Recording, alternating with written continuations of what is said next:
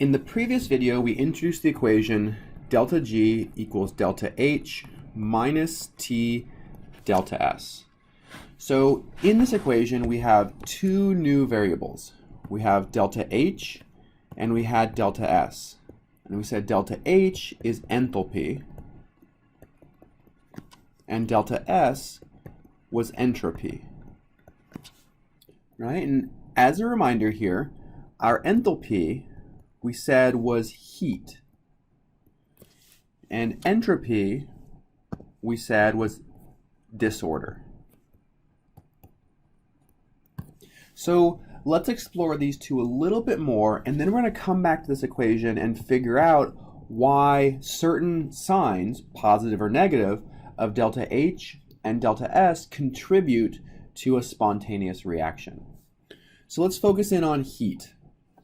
So we mentioned here that we're thinking about exothermic versus endothermic reactions, right? So if heat exits a reaction, right? So this is heat leaving. This is exothermic.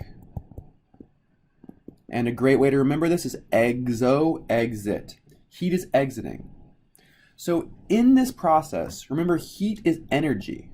So we are actually losing energy. So energy is being released to the environment, right? And remember, that's part of our definition of a spontaneous reaction. In a spontaneous reaction, we don't require energy. Energy is released to the environment. So it should make sense that when we are losing heat, which is releasing energy to the environment, that should correspond to helping a reaction be spontaneous. So when delta H is less than 0, which is an exothermic reaction, it should hopefully make sense that this helps contribute to a spontaneous reaction. Now, it's important to note here that this does not mean the reaction will be spontaneous. If delta G is negative, that's the only way to know for sure that a reaction is spontaneous. But having a negative delta H will help a reaction be spontaneous.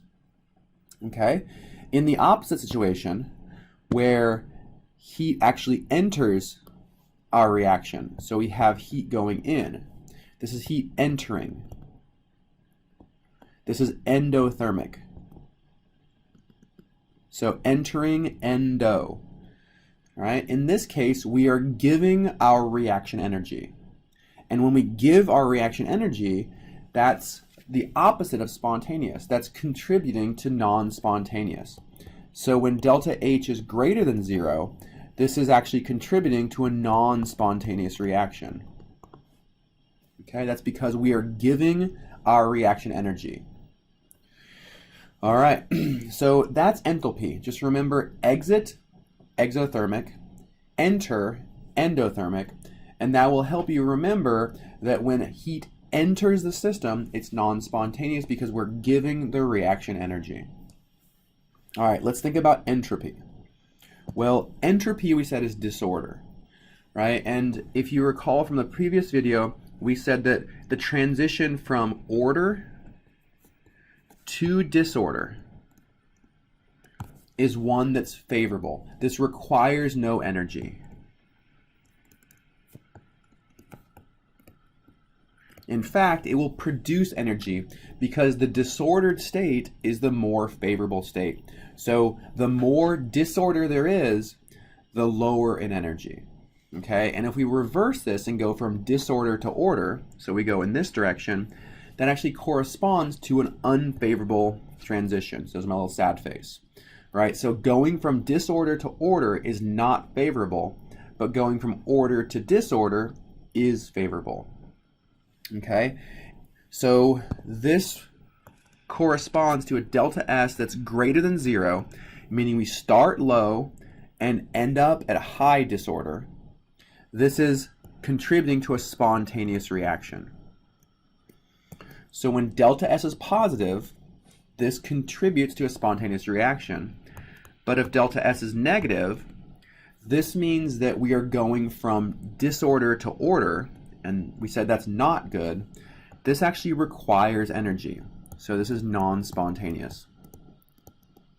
Okay, and remember in the last video, the analogy we used was it takes energy to clean your room, right? So to go from a room that's not cleaned to a room that's ordered, that is clean, it requires energy. All right, so based on these definitions, based on our understanding of enthalpy and entropy, let's look back at this equation and see if this makes sense. Okay, so I'm going to rewrite it down here so we have a little bit more space. So we have delta G equals delta H minus T delta S. All right, so we know that for a spontaneous reaction, so spontaneous, delta G needs to be less than 0. So I'm going to put a negative sign here. So when delta G is less than 0, a reaction is spontaneous. That's the definition of spontaneous.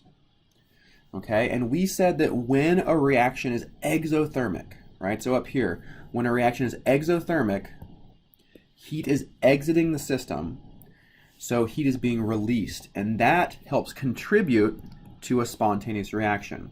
So when delta H is negative, based on our understanding of enthalpy, that should help the reaction become spontaneous.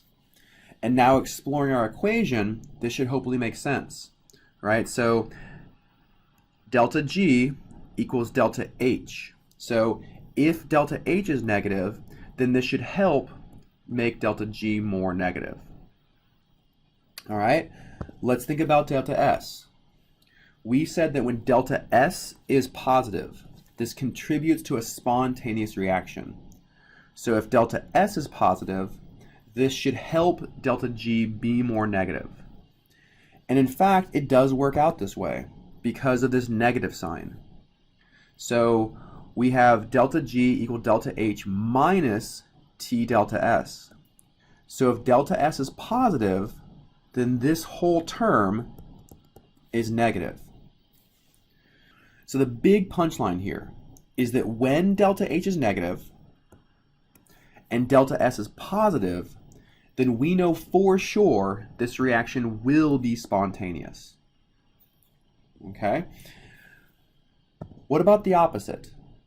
So what if a reaction is non-spontaneous? So if a reaction is non-spontaneous, we know delta G is positive. That's the definition of non-spontaneous. It requires energy. Okay? And enthalpically, so the enthalpy term, if enthalpy is positive, then that means heat is entering the system. Energy is entering the system here, right? That means that we are giving our reaction energy. So that's requiring energy.